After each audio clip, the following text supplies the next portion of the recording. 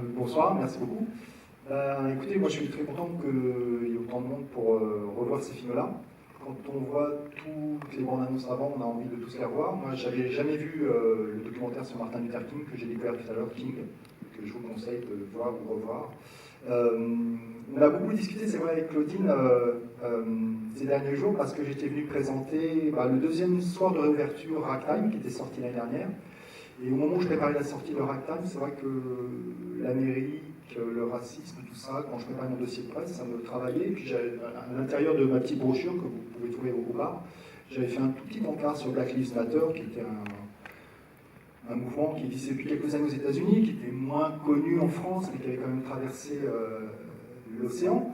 On en reparle beaucoup maintenant. Je trouve que voilà, ce cycle est très très complet. Il manque des films, évidemment. Il y en a d'autres qu'on ne peut pas voir. Et puis il y a encore une troisième semaine, je crois. Et c'est vrai que j'avais fait une petite filmographie très sélective sur ce sujet-là. J'avais oublié Bird. Et finalement, il y avait des films de Spike Lee. Et après, quand j'ai présenté Ragtime, Claudine m'a gentiment proposé de venir présenter un autre film cette semaine, là. Et je ne savais pas lequel choisir. Et en fait, je vais vous présenter Bird sans l'avoir revu, et sur un souvenir qui est très, très... tu as tout résumé tout à l'heure, qui est très proche, puisque moi j'ai découvert Bird dans cette salle en 88. Je l'ai revu, je l'ai revu une fois pour un ciné-club il y a quelques années. Et pourquoi j'ai choisi Bird, en fait c'est très inconscient, mais je pense que tout ça est très très cohérent dans ma tête. J'adore Clint Eastwood, pour commencer. J'espère qu'il n'y a pas des spécialistes du jazz, parce que je ne vais pas beaucoup m'étendre là-dessus, je ne suis pas un spécialiste, et puis vous serez plus qu'avec moi. Et surtout, pourquoi Bird? Parce que ça me renvoie à un autre film que j'avais sorti il y a quelques années avec Lost Film, qui était aussi passé ici, qui est The Rose. Et dans mon esprit de cinéphile, il y a un espèce de triptyque comme ça, qui parle des artistes, de l'art, de monter sur scène, de créer quelque chose, d'être assez fou pour faire que ça et se donner à son public. Et pour moi, il y a The Rose, Bird, et un autre film que j'adore, qui est aussi particulier. Les trois parlent un peu de la même chose, en fait, de la création, de la folie de se livrer à créer quelque chose, à se perdre dans l'alcool, l'amour, la drogue ou autre chose, et la mort. Le troisième film, c'est All That Jazz de Bob Fosse, que j'aime par-dessus tout. Et voilà, j'ai trouvé un peu des cohérences dans tout ça. Et vous allez voir, alors après, quand on aime Clint Eastwood, voilà, Bird, c'est un film qui est vraiment à part. Quand on connaît sa filmographie, quand on l'aime, Clint Eastwood, évidemment, c'est l'acteur, c'est le réalisateur, c'est l'acteur et réalisateur. Et bizarrement, là, on est en 88, c'est un film où, en France, on commence un petit peu à le voir sous un autre œil que le teneur de flingue. Mais c'est vrai que si on le replace dans son contexte de l'époque, Clint Eastwood, quand il réalise Bird, alors après, c'est vrai que quand le film sort, il est auréolé aussi de 2 prix à Cannes. Forest Whitaker a eu le prix d'interprétation. Il a eu un grand prix technique pour tout le travail musical. Et pour ceux... Alors, je ne sais pas qui découvre pour la première fois le film ici. Mais vous allez voir, voilà, je pense que c'est la meilleure salle pour le découvrir, parce qu'il y a eu un travail vraiment phénoménal sur la musique du film. Et c'est vrai que quand Clint Eastwood arrive avec Bird, voilà, on commence à l'appréhender sous un autre œil, pour la critique française, pour les cinéphiles. Mais c'est vrai qu'il sort Bird au moment où aux États-Unis il va sortir La Dernière Cible, qui est son 5e opus de l'inspecteur Harry. Il sort Bird qu'il réalise entre Le Maître de Guerre, qui est encore un film plutôt de guerre et d'action, et avant un autre film qui sera La Relève, qui est un film policier. Et c'est vrai que c'est un film qui, à part à plus d'un titre, parce qu'il ne joue pas dedans. Après, alors, c'est déjà arrivé, mais c'est que la deuxième fois dans sa carrière, puisqu'il a souvent joué ou s'est donné un rôle dans ses propres films. Et ce film, il est vraiment à part parce qu'il est plus long.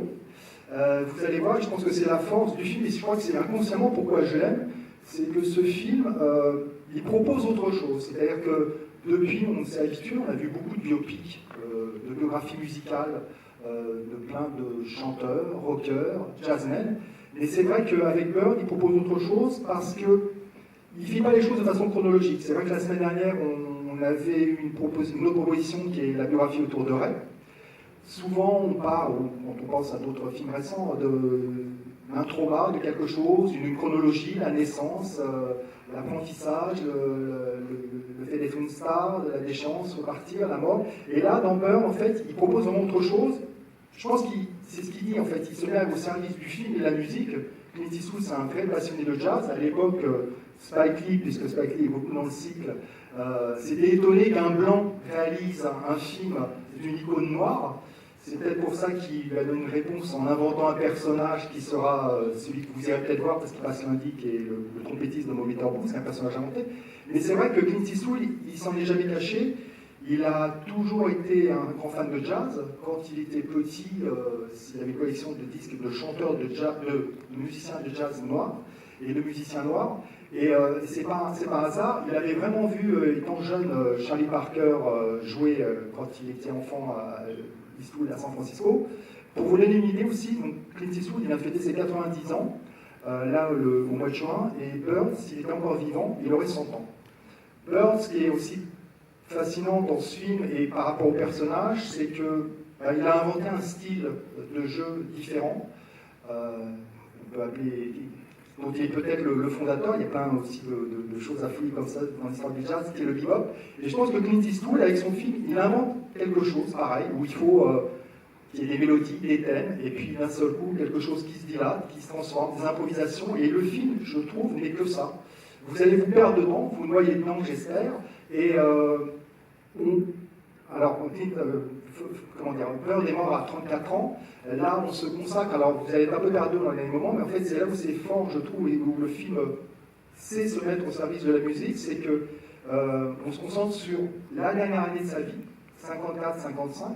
C'est assez paradoxal aussi de se dire ça, parce qu'en fait, quand vous voyez les films qui viennent de passer, qui sont des documentaires à Not Your Negro King, au moment où il meurt, par exemple, Charlie Parker n'aura jamais connu ce que c'est que les droits civiques. C'est-à-dire que c'est un musicien noir, il s'est battu dans une industrie très blanche, et puis il a essayé de composer, de faire sa musique plus que tout. Ce qui est paradoxal aussi, c'est qu'à l'époque, même s'il y a eu des disques, Clint Eastwood à l'époque se targue justement en faisant Bird de proposer pour la première fois un enregistrement stéréophonique, parce que ça n'existait pas. Il a eu beaucoup de chance parce qu'il a eu l'approbation de sa veuve, qui est un des personnages centraux. Je pense que c'est aussi ça la force du film, c'est de s'appuyer aussi sur ses relations avec sa femme, Shane Richardson, qui est jouée ici par Diane Venora. Et sa veuve a proposé à Clint Eastwood de lui être vraiment laissé libre accès à beaucoup d'archives sonores. Et c'est vrai qu'à l'époque, alors c'est vrai qu'au moment de la sortie, c'était un des sujets aussi par rapport aux amateurs et aux puristes de jazz.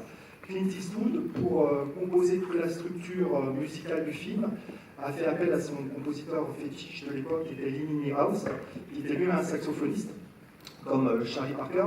Et ils sont partis donc de bandes originales d'époque, qu'ils ont dépoussiérées, qu'ils ont masterisées, et qu'ils ont réorchestrées avec d'autres musiciens. Vous allez retrouver le quintet un peu de base de Charlie Parker dans le film, et notamment ils ont eu aussi comme conseiller Red Rodneck, un de ces musiciens, qui était toujours vivant au moment où Clint Eastwood faisait le film, et ça va vous donner, je pense, un film qui va vous marquer. Et juste pour donner quelques petites clés aussi autour du film, Forest Whitaker, c'est son premier grand rôle, il a eu le prix d'interprétation pour Cannes. La semaine dernière, on passait un film qui est Fruitvale Station de Ryan Coogler, dont Forest Whitaker était le producteur. Il y a un film qui passe, je crois, encore mardi, c'est Sorry to Bother You, dont Forest Whitaker est le producteur. Et c'est vrai que, voilà, je pense que le cycle il vous donne une grande richesse de l'Amérique telle qu'elle a pu être vue et vécue et retranscrite maintenant par le cinéma, et aussi par une grande partie maintenant de la communauté noire et artistique noire. Voilà, alors si j'ai juste un truc pour finir, à dire l'essentiel, si vous n'avez jamais vu Ali de Michael Mann, c'est demain à 18h15 en 35 mm, je l'ai revu hier, la copie magnifique. Et de la même façon, voilà, ne vous attendez pas à voir qu'un film de boxe. Michael Mann aussi, en s'attaquant à un personnage iconique noir et boxeur, réinvente le film et s'attache à autre chose que la boxe, de la même façon que là, Clint Eastwood, avec la musique, en se concentrant beaucoup sur la musique, va s'attacher à tous les personnages qui ont rencontré Bird. Et c'est ce qu'il disait, que pour faire un film sur Bird, il ne fallait pas compiler ou lire des livres sur lui, mais voir ceux qu'il avait rencontrés pour essayer de trouver la faille, le mystère de Bird et de sa façon de jouer. Je vous souhaite une bonne soirée, merci beaucoup. Merci beaucoup, Marc. Bonne séance.